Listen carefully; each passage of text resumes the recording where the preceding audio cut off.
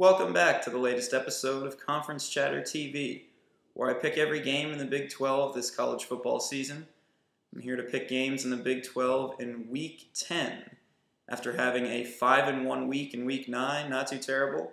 My record on the year, 59-12, picking at an 83% accuracy rate. So let's take a look at some of these games here in Week 10 in the Big 12. There are some good ones.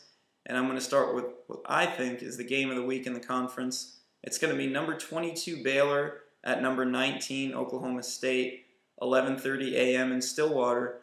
And this is a matchup of two very solid ranked teams in the Big 12 South. For Oklahoma State, they have a huge break. Their star wide receiver, Justin Blackmon, is back after serving a one-game suspension on a DUI complaint. That suddenly gives them a unbelievable weapon to use on offense. He's the nation's leading receiver in terms of yards per game and touchdowns. That's a huge component to have back in the offense. And the Cowboys already have a great offense. They're the top scoring unit in the Big 12, 45 points per game. And they're going to be facing a pretty solid Baylor team. The Bears are having a dream season. They are riding a 3-game winning streak. They've won 5 of their last 6. And Baylor's just been unbelievable. 7-2 overall, and 4-1 in the Big 12 in sole possession of first place right now are the Baylor Bears, who are exceeding expectations and not where I thought they'd be, but Art Briles has done a great job. This game is for first place in the Big 12 South. There are 3 teams right now with 1 loss in the Big 12 South, so this is a big game. This is a really big game. I'm going to go with Oklahoma State at home. I think when they have Blackmon back, and between him and Kendall Hunter, quarterback Brandon Weeden has a lot of options with Blackmon back, and that offense is super dynamic. We saw last week without Blackmon, they played okay against K-State, but well under their scoring average, 24 points. I expect this to be more of a shootout, and I think a shootout favors the home team. It favors Oklahoma State, which is used to these high-scoring games and can score with the best of them in the country. And so I'm going to look for the Cowboys to win this game, and depending on what OU does, Oklahoma State will position itself for a first-place run in the Big 12 South. But this is a big, big game for South implications. I'm going with Oklahoma State, though, at home.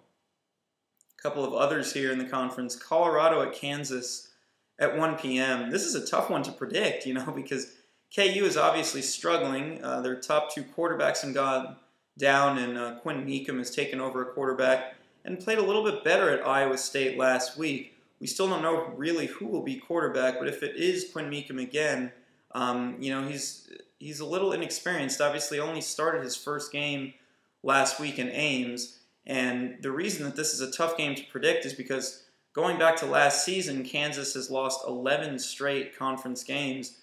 And then you take a look at Colorado, they're going on the road where they have a 15-game road losing streak. So, that one streak is going to be broken. We know that. We just don't know which one it is yet. If I had to guess, I'm going to go with Colorado as the streak to be broken here. I'm going with the Buffaloes to win in Lawrence. Kansas, it's just, they haven't done enough for me to pick them at all against anybody. I mean, you looked at it earlier and you thought if there was one game that KU would win in the conference, it's certainly this one. This sets up to be the most favorable game for the Jayhawks at home against a Colorado team that doesn't know how to win on the road. But, Dan Hawkins and the Buffs, if they don't win this on the road, I don't see them, breaking this 15-game road losing streak anytime soon. I'm going with Colorado in this, and it's just, because KU's played so poorly this season, I'm not going to pick them regardless of where they play right now. So by process of elimination, I'm going with Colorado in that game. Next is Nebraska at Iowa State, 2:30 p.m. If you remember to last season, a very interesting game, Iowa State winning 9-7 in that defensive turnover-ridden game there in Lincoln. I think Nebraska is going to be out for some revenge this year. I'm taking the Huskers on the road. Roy Hillou Jr. was unbelievable. 307 yards rushing last week against a pretty decent Missouri defense. And that set a single-game school record, which is all the more impressive when you set a school record like that at Nebraska. a school and a program known for its prowess in running the football. That's some elite company there. But I think Helu, he's on a roll right now. Keep handing him the ball. And for Nebraska, Taylor Martinez, redshirt freshman quarterback, should be a go for this game. He's most likely will take the field after suffering an ankle sprain against Missouri. But if Martinez is back healthy and Helu is back there, Nebraska should win this game. The Huskers looked really good against Missouri last week at home. And Iowa State, an impressive team this season. Certainly a very impressive win in Austin. And the Cyclones, a bit of a surprise team as well. But, and then they got another one against KU last week. But I'm looking for Nebraska to win there. Number 11, Oklahoma at Texas A&M. Ryan Broyles for OU, this guy just continues to abuse opposing secondaries.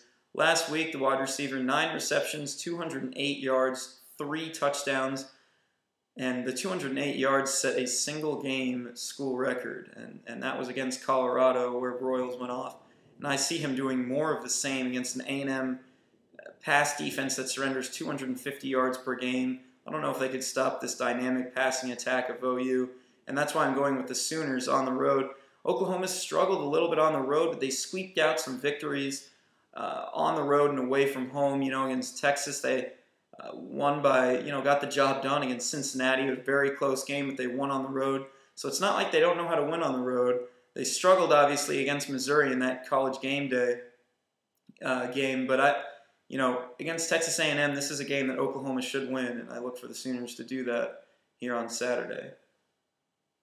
Next is number 14, Missouri at Texas Tech, 7 p.m. I'm going with Missouri in this. Texas Tech, they've struggled. They've lost 4 of the past 6 games this season.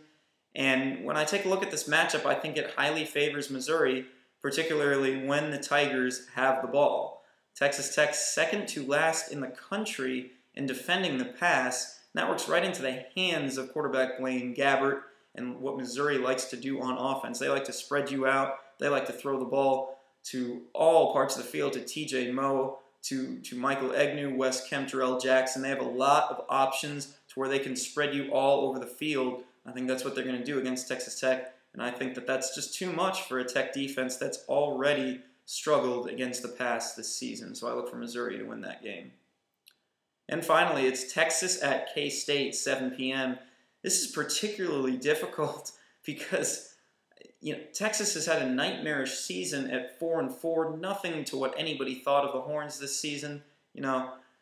With one more loss, Texas, that'll be the most that they've had under Coach Mack Brown, whose worst season since coming to Austin in '98 was 9-5. That's the worst season that Mack has had in Austin, was 9-5, and that was in 1999. So it's been a long time since Texas has lost games like they've been losing this season, and that makes this game difficult. It's at K-State, and the Wildcats have lost 3 of their last 4 games, and their only win in that span is in Lawrence against a struggling Kansas team. So how good is K-State? I don't know if anybody knows that right now, and that makes this game very difficult to predict. But despite the nightmarish season for Texas, I'm going with the Longhorns on the road. I don't think K-State's done enough right now for me to pick them. They've really struggled, like I said, 3 of their last 4, and they've looked pretty bad in some of those games against, obviously, Nebraska.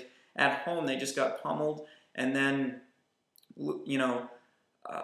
that Kansas game, they look pretty good, but, how good is KU? So I don't know if we really know how good K-State is. And they played Oklahoma State last week and struggled to stack up against an Oklahoma State team that did not have Justin Blackman. So I'm looking for Texas to have a similar game plan, go in and limit K-State on offense and make it it's sort of a low-scoring game for Big 12 standards and have the Texas defense step up. I think they do that, and I think the Longhorns win in Manhattan, a relatively low-scoring game.